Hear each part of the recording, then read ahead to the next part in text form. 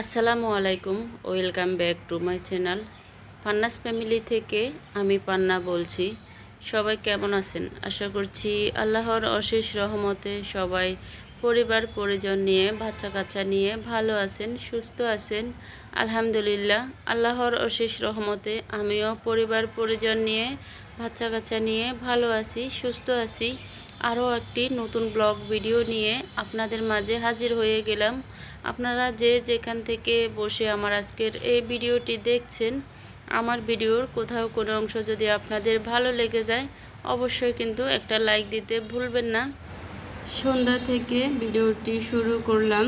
তো ছেলেকে দিয়ে দোকান থেকে বিস্কুট আর পাউরুটি আনিয়ে নিলাম, সেগুলি বের করে নিচ্ছি।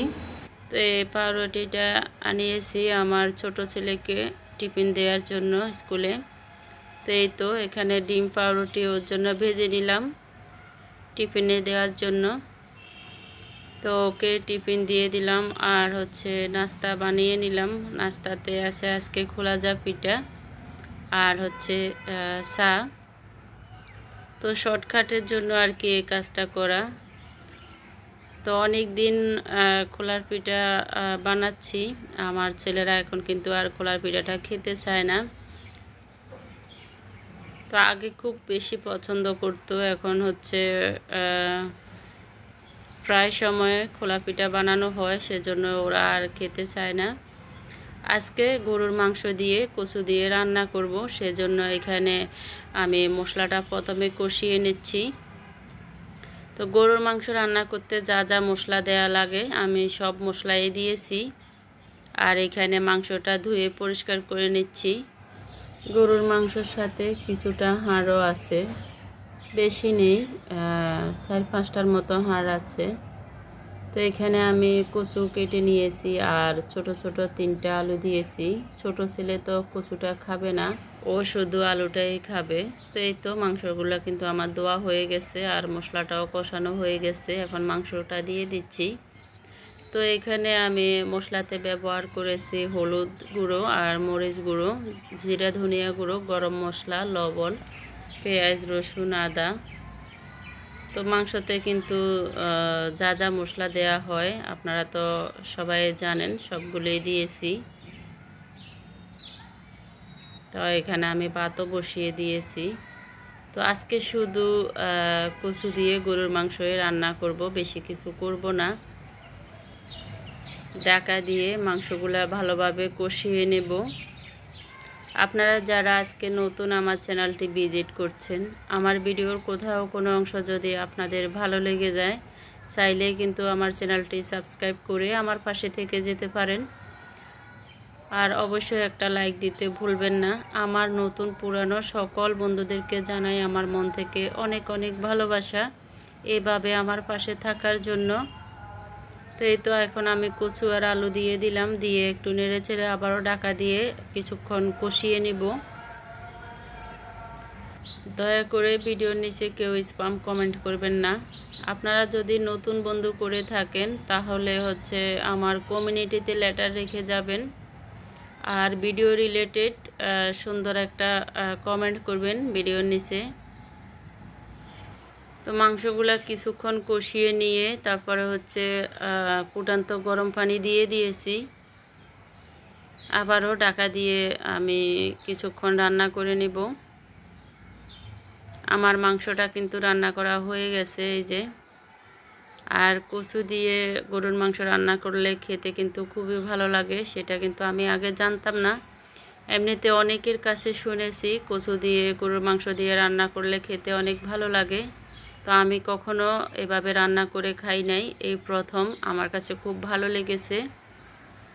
তো এর মাঝে আর কোনো ভিডিও করি নাই। এটা একবারে পরের দিন সকালবেলা রুটি বানিয়ে নিলাম। তো এখন রুটিগুলা ভেজে নিচ্ছি। আর এই যে কচু আর গরুর মাংস রান্না করেছি, ওখান থেকে কিছুটা রয়ে গিয়েছে। তো গরুর মাংস দিয়ে খাওয়ার জন্য কিন্তু আমি রুটিটা বানিয়ে নিচ্ছি। আর আমার রুটিগুলা খুবই সুন্দর হয়েছে, একদম ফুলকো ফুলকো। আমার ছেলেরা রুটিটা তেমন একটা পছন্দ করে না। যদি রুটি বানাই তাহলে ওদের জন্য আলু ভাজি কিংবা মাংসের ঝোল যে কোনো তরকারি হলে ওরা কিন্তু খুব সুন্দর করে খেয়ে নেয়। চা দিয়ে ওরা রুটি একদমই পছন্দ করে না। তো আমার আজকে রুটিগুলা খুবই সুন্দর হয়েছে, খেতেও কিন্তু খুব ভালো লেগেছে আমার কাছে।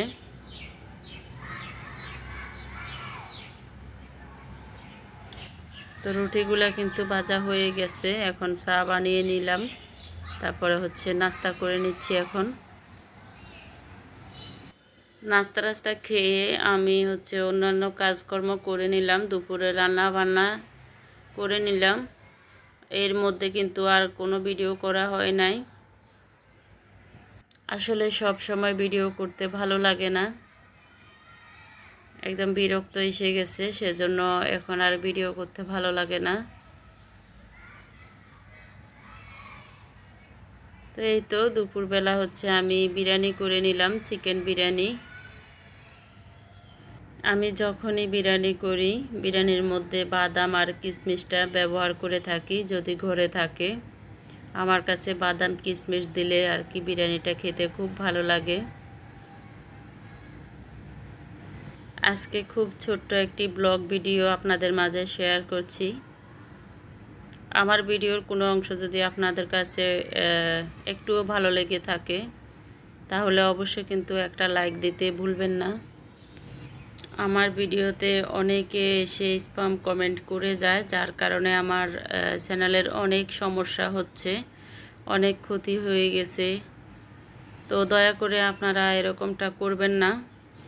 এই স্প্যাম কমেন্টের কারণে আপনাদের নিজের চ্যানেলেরও ক্ষতি হচ্ছে, আমার চ্যানেলেরও ক্ষতি করছেন আপনারা। এটা কিন্তু আপনারা বুঝতে পারছেন না। তো দয়া করে এরকমটা কিন্তু করবেন না। এখানে আমার বড় ছেলে একটা কেক অর্ডার করেছে, কেকটা খেতে একদম বাজে ছিল, একটু আমার কাছে ভালো লাগে নাই। তো ও হচ্ছে কেকটা 200 টাকা দিয়ে নিয়ে আসছে। তো আমি ওকে বলতেছিলাম যে কেকটা কেন নিয়ে আসছো, এটা একদম ভালো লাগে নাই খেতে। ও বলছে যে আম্মু দেখে খুব মনে হয়েছে যে খেতে ভালো হবে, সেজন্য আনলাম। তো আর আনবো না, এরকম খেতে একদমই ভালো হয় নাই। তো আমার আজকের ভিডিওটি আপনাদের কাছে কেমন লেগেছে আপনাদের ব্যক্তিগত মতামত জানাতে ভুলবেন না। আজকে পর্যন্ত, নতুন ভিডিও দেখার আমন্ত্রণ জানিয়ে এখানে রাখছি। সবাই ভালো থাকবেন, সুস্থ থাকবেন, আর আমাদের জন্য দোয়া করবেন। আপনাদের জন্য অনেক দোয়া রইল। আল্লাহ হাফেজ। আসসালামু আলাইকুম।